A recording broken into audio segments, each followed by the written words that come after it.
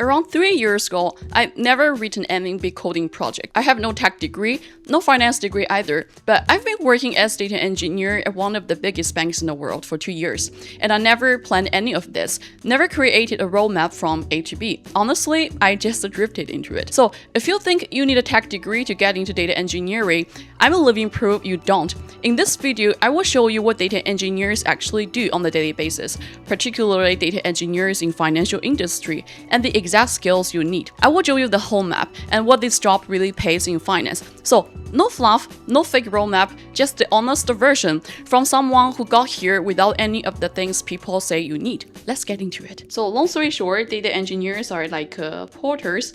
We extract, transform, and load raw data.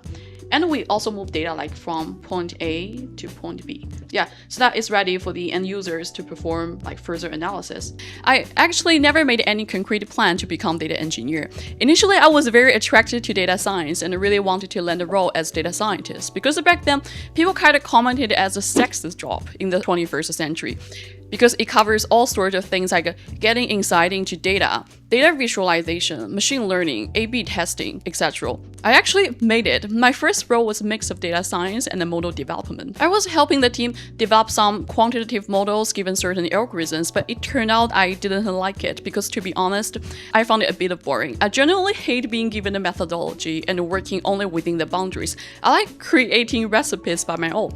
Then, in the meantime, I had a Brazilian colleague. He involved me into his project. I can still recall it was like running some sort of financial data from end to end and joining lots of tables to produce the data model. When he first showed me his repository, I found it quite interesting. There were multiple interconnected scripts in Python language. One script produced the output, then it became the input for the next one. Then only until the mid of the project that I realized I was doing data engineering work, and I actually quite liked it. Let's start from the very beginning with my work experience as data engineer in finance.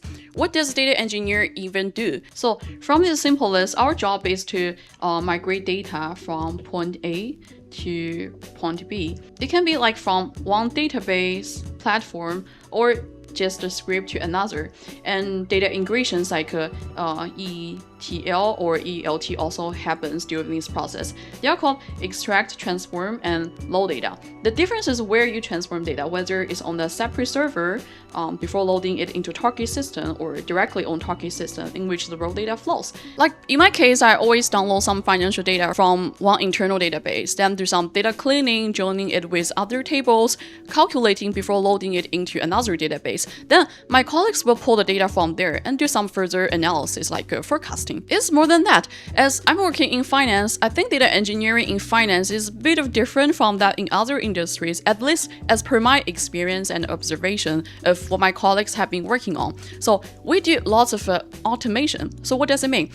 In financial institutions, particularly banks, for example, there is a big demand for calculating lots of stuff, and this demand actually comes from non-technical people. They want to see how a certain, let's say, liquidated metric behaves in the last couple of years, so that they can make some business decision based on that. Let's say if some metric doesn't reach a certain bar, they may suggest we prepare more cash or cash equivalents. These people usually don't have related technical skills to get what they want, and lots of such calculation actually happens in Excel files, which is very manual and slow. So what can they do? They can reach out to me and say, hey, Lin, I want to see blah, blah, blah, and I have a PRD. It has everything you need. Can you automate all of this? Then I will extract data I need from somewhere, design end-to-end pipeline, write some code to transform data, joining tables together, etc., etc. Then I get output table. Finally, I will load it back into the database so that they can see the results. Okay, let's imagine you've kept your financial records since the last couple of years. You did everything in an Excel file or some app.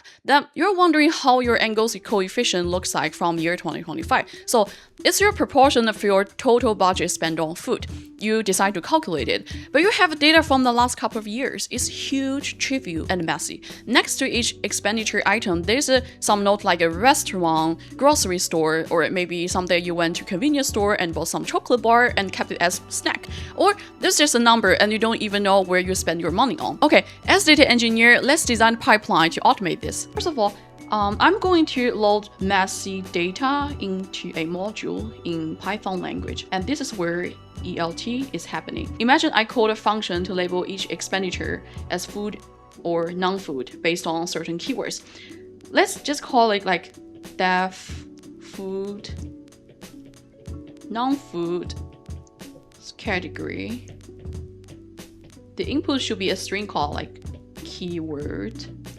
So if it detects keywords like food, chocolate, and restaurant, etc., etc., like from a certain column, we will assign food as its category.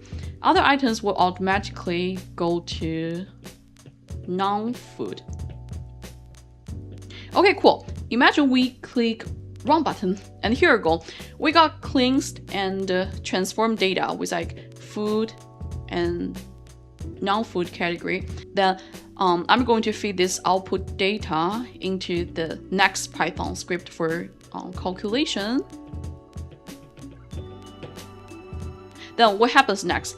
You'll be some like group by or aggregation logics. So we will know the exact amount of what you've spent, where the category shows food, and the total expenditure on everything.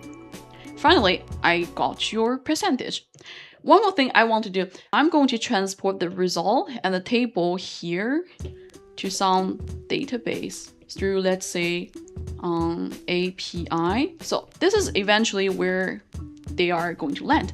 We want statistics as of year 2025, so these will be our input parameters. We click run button, then the output data will automatically land here.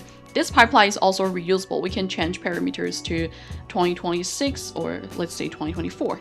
And get results here as well. That's one example of building pipeline from end to end. Because I'm heavily coding Python language on a daily basis, some job posts also describe it as Python developer. I think there's not so much difference between them as long as you design end-to-end pipelines and you're in charge of data migration from A to B. But data engineers can do things more advanced than that. Sometimes we even get into software engineering stuff. That's why some roles require candidates to have a software engineering experience and relevant tools and skill sets, like CI/CD fast API. So in my case, I leverage AI to build a self-serve tool. I use Python here. So here are some Python icons. I use Python to code the pipeline in the first place. Then I kind of want everybody to run this pipeline independent of me. So I worked with AI agents in GitHub Copilot to build like front end and back end for this pipeline.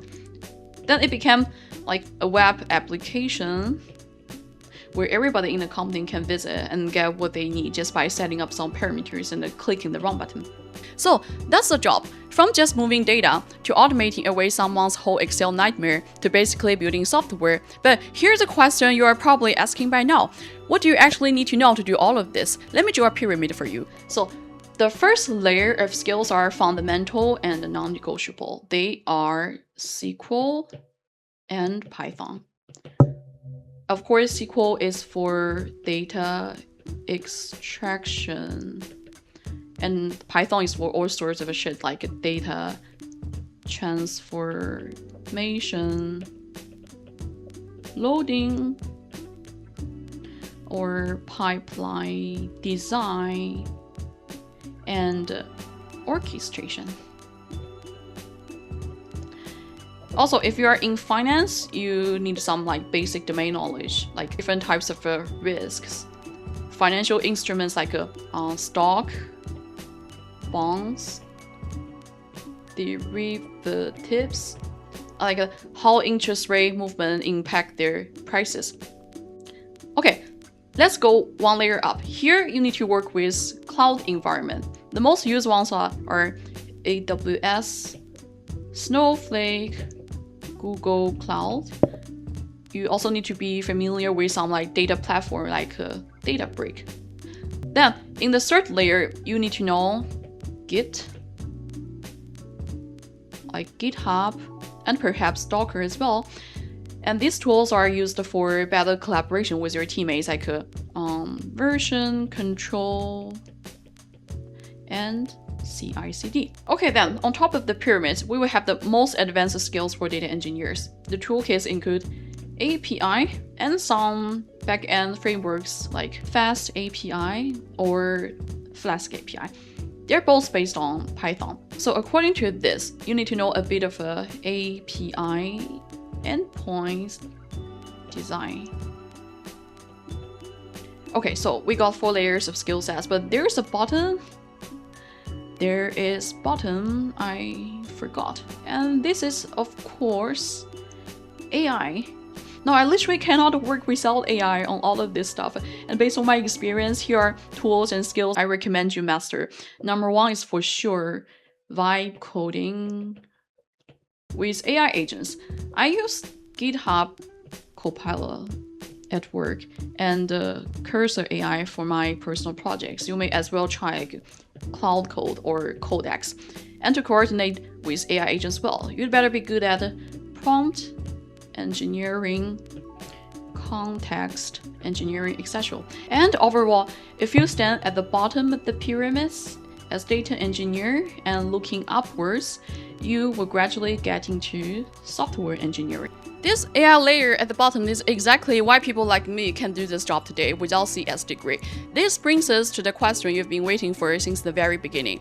What does all of this actually pay? So, in the European job market, there's a growing demand for data engineers. Take UK as an example. Data engineer is one of the most searched roles, only next to software engineer. I will also show you data about how much data engineers generally earn in Warsaw, Poland, as I'm currently living here. Poland is an EU country, but it doesn't use euro, so I will convert statistics back into euro.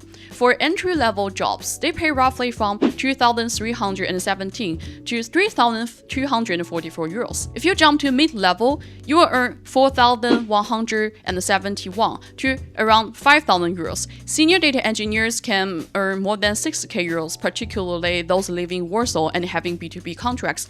Also, it's actually quite common that lots of Polish people work remotely for some international companies so that they can earn, let's say, US level salary while enjoying much lower living expenses locally. So that's an honest picture of data engineering in finance, what we actually do, the skills you need, and what it pays. I don't want to show you a perfect roadmap because I never had one. 3 years ago, I couldn't even write a real line of code. I had no tech degree either, but I drifted into one of the best paid technical roles in one of the biggest banks in the world. If there's one thing I want you to take away, it's this.